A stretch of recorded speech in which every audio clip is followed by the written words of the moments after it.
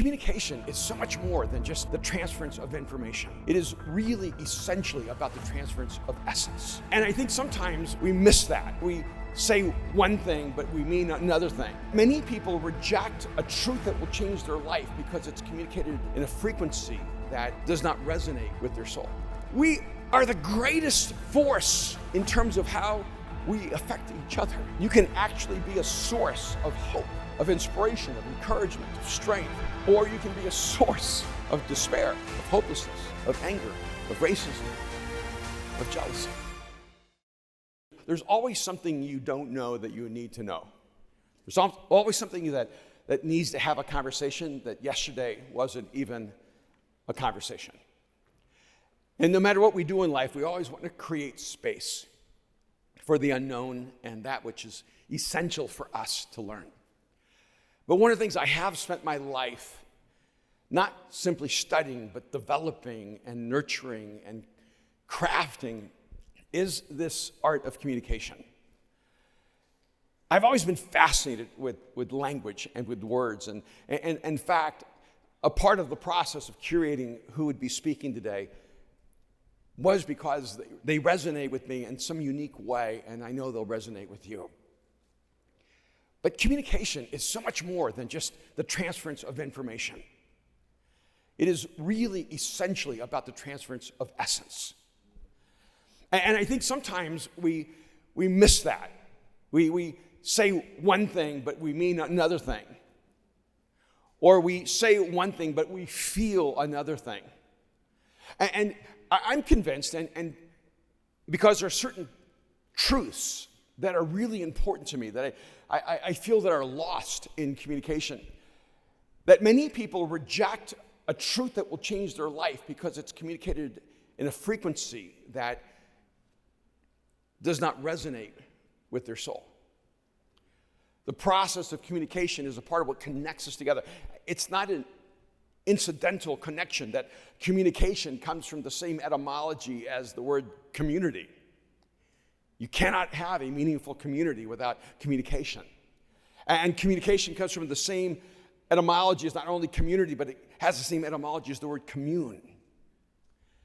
When you communicate at the deepest level, there's a level of communion that happens, a connection, a connectedness. And you felt it at points in your life, and you've also felt the absence of it.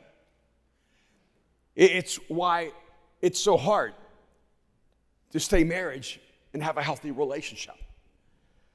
Because there's no other arena in which your communication, your ability to communicate to someone and to allow them to communicate to you, both as a speaker and a listener, is most proven out except in a relationship. Because without communication, there is no connection. And so oftentimes what happens is that we find ourselves in situations where we will actually connect to things that are not healthy for us, that actually do not move us to the best version of ourselves, because we're so desperate for connection that unhealthy connection is better than complete disconnection.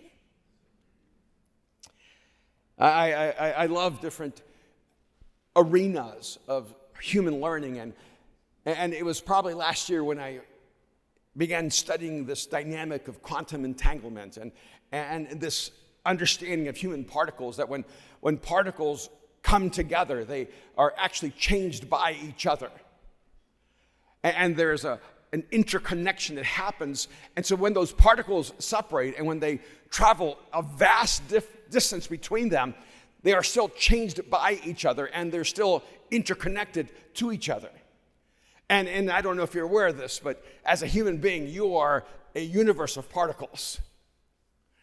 And what that tells me is that we as particle agencies actually interact with each other. When someone comes in proximity to you, you are affected by them. You are in some way changed by them. You are made different by them.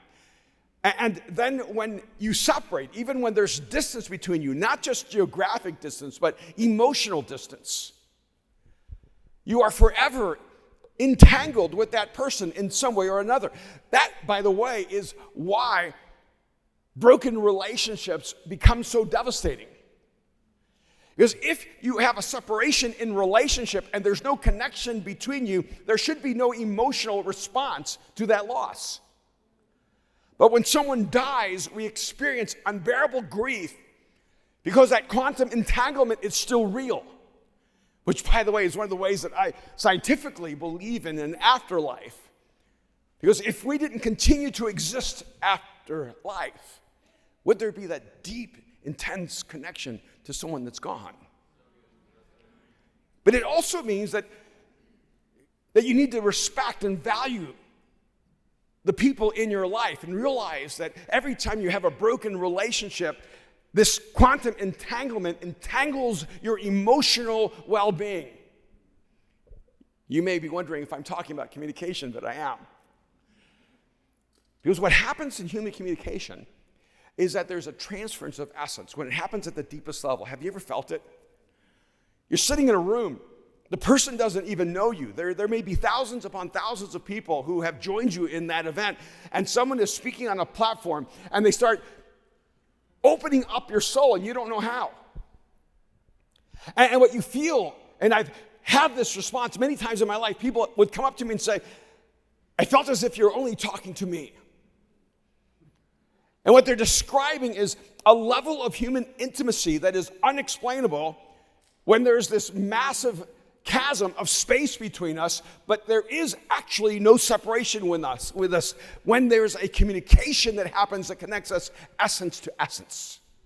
You feel it, you know it, it changes us. And I love the reminder that we humans are open-looped creatures.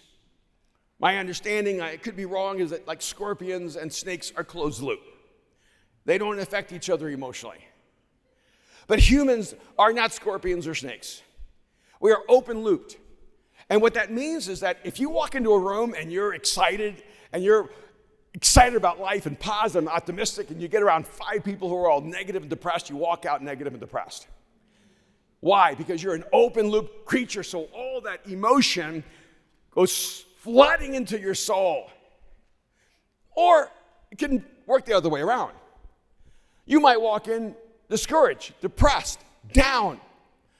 And then you walk into a room and someone is filled with hope and optimism. They see beauty and wonder in life, and you don't want to.